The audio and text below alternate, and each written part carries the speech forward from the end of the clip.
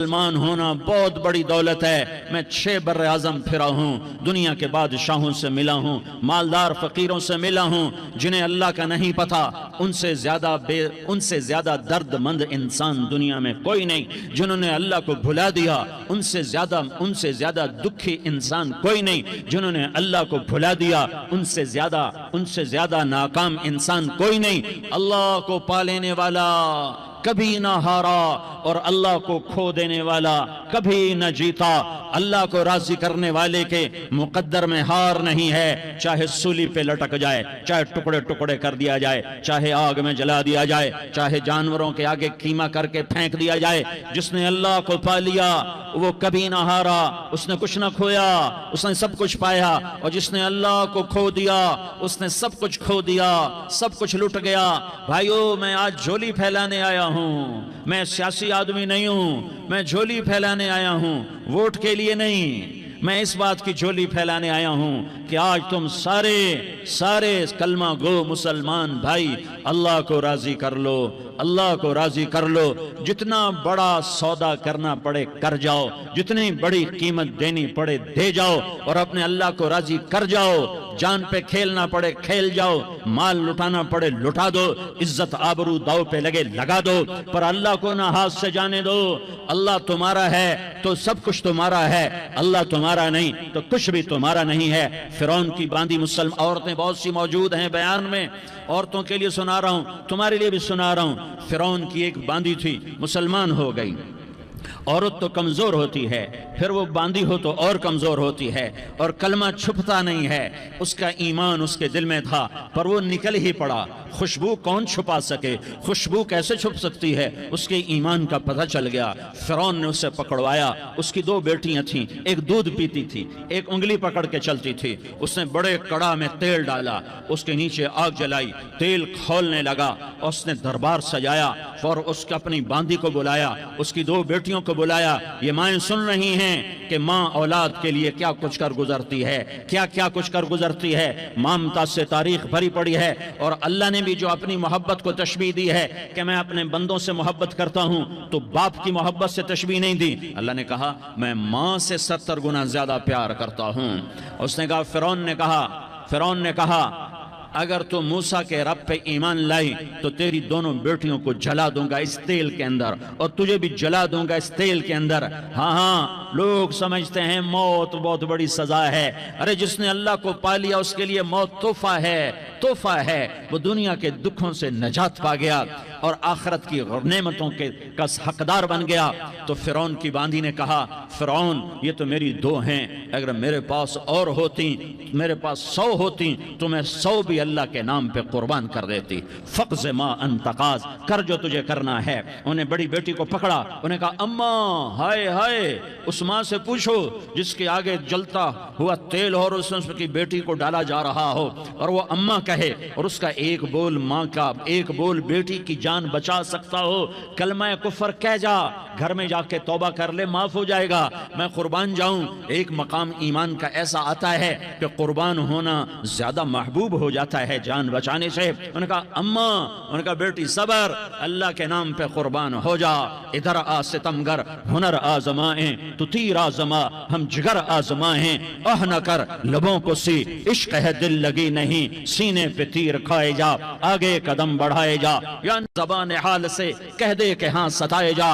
ہاں عشق کی آگ ایسے ہی بھڑکتی ہے، شمع ایسے ہی فروزاں ہوتی ہیں، یہ کمکمے تو بجھ جاتے ہیں، لیکن یہ ایمان والے جو شمع جلا گئے یہ آج تک روشن ہیں، جن کی روشنی میں چلنے والوں کو راستہ مل رہا ہے۔ انہیں بڑی بچی کو پکڑا، ٹانگوں سے پکڑ کے یوں ڈالا، وہ ہائے کرتی گئی اور وہ چٹک گئی اور وہ جل گئی اور وہ بھن گئی مچھلی کی طرح، تلی گئی مچھلی کی طرح۔ ماں ہے، اس کا کلیجہ پھٹ گیا لیکن آنکھوں سے آنسو کا ایک قطرہ نہیں نکلا۔ صبر دیکھنا ہو تو اسے دیکھو، صبر پڑھنے سے نہیں آتا، اسے دیکھو، ایک قطرہ نہیں نکلا۔ تو اس نے کلیجہ پھٹ گیا تو اللہ نے ماں کی آنکھوں سے پردہ ہٹایا اور اس نے دیکھا اپنی بیٹی کی روح کو نکلتے ہوئے. بیٹی کہہ رہی اماں صبر کرو ابھی جنت میں اکٹھے ہو جائیں گے. پھر انہیں چھوٹی بچی کو پکڑا دودھ پیتی جسے پتہ بھی نہیں میرے ساتھ کیا ہونے والا ہے, اس کی تو آہ بھی نہ نکل سکی اور اسے انہوں نے تیل میں ڈال دیا اور وہ جل کے کوئلہ ہو گئی. ماں کی آنکھوں سے پردہ ہٹایا, اللہ نے ماں نے بچی کی روح کو نکلتے دیکھا کہ اماں صبر صبر ابھی اکٹھے ہو جائیں گے. پھر جب اس کو پکڑنے لگے تو اس نے کہا فرعون میری ایک خواہش پوری کرو گے؟ کہ کیا؟ کہ جب مجھے بھی جلا دو تو مجھے اور میری بیٹی کی ہڈیاں باہر نہ پھینکنا, ہمیں کٹھے کہیں دفن کر دینا, کٹھے کہیں دبا دینا. فرعون نے کہا ہاں ہاں تمہاری یہ خواہش پوری کر دی جائے گی. ہاں دنیا میں اللہ فرعونوں کو مہلت دیتا چلا آیا لیکن فرعونوں کو مار کے دکھایا, نمرودوں کو مہلت دیتا چلا آیا پھر نمرودوں کو مار کے دکھایا, قارونوں کو مہلت دی پھر قارونوں کو مار کے دکھایا, پھر جنت اور جہنم کا نظام بنایا. پھر ایک دن مجھے بھی کھڑا کرے گا اور تمہیں بھی کھڑا کرے گا. پھر ایک طبقہ جنت کا حقدار بنے گا, ایک طبقہ آگ کا حقدار بنے گا. پھینک دیا, جل گئی, ہڈیاں نکل آئیں, انہیں ہڈیوں کو اٹھا کر زمین میں دبا دیا. 2000 سال گزر گئے. میرا نبی دنیا میں موسیٰ علیہ السلام کے 2000 سال بعد آتے ہیں اور آپ معراج پہ چلتے ہیں. جب آپ بیت المقدس سے معراج کو اٹھے تو آپ کو زمین سے جنت کی خوشبو آئی تو آپ نے ارشاد فرمایا جبریل میں جنت کی خوشبو سونگ رہا ہوں, یہ کہاں سے آ رہی ہے؟ تو آپ نے جبریل نے عرض کی یا رسول اللہ فرعون کی باندی اپنی بیٹیوں کے ساتھ اپنی ہڈیوں کے ساتھ جس جگہ پر دفن ہے, جس دن اسے دفن کیا گیا تھا اس دن سے آج تک یہ خوشبو آ رہی ہے اور یہ قیامت تک خوشبودار رہے گا. یہ زمین کا ٹکڑا کہ یہاں وہ دفن ہے جس نے اللہ کے ساتھ سودا کر لیا.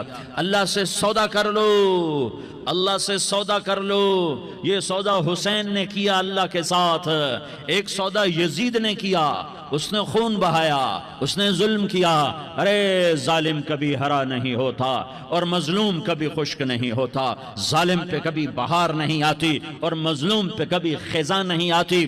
اللہ ظالم کو مہلت ضرور دیتا ہے لیکن ایک دن ہے جب اللہ جنت کو سجائے گا اور جہنم کو بھڑکائے گا اور ترازو کو لٹکائے گا اور پل صراط کو قائم کرے گا اور اپنے عرش کو لائے گا اور خود فرشتوں کو بلائے گا. پھر طارق جمیل کو قبر سے اٹھائے گا, سردار عزیر کو قبر سے اٹھائے گا, زید عمر بکر کو قبر سے اٹھائے گا. پھر مجھ سے سوال کرے گا میں نے تمہیں دنیا میں عزت دی, مال دیا, بتا آج میرے لیے کیا کر کے لایا ہے؟ بولو آج کیا کر کے لائے ہو؟ یا اللہ کی قیامت سے ٹکر لے جاؤ, یا اللہ کی جہنم کو پانی سے بجھا دو, یا اللہ کی جنت کو آگ لگا دو, یا قبر میں جانے سے انکار کر دو, یا موت سے لڑنے کی طاقت دکھا دو, یا یہ طرز زندگی چھوڑو جس نے ہمیں ہلاک کر دیا, اللہ کے سامنے رسوا کر دیا. موت ہے, جنت ہے, جہنم ہے, آخرت ہے, اللہ ہے, رسالت ہے, محمد مصطفیٰ کی ہستی ہے جو تمہارے لیے پس گیا, لٹ گیا, دان توڑوائے, خون ہوا.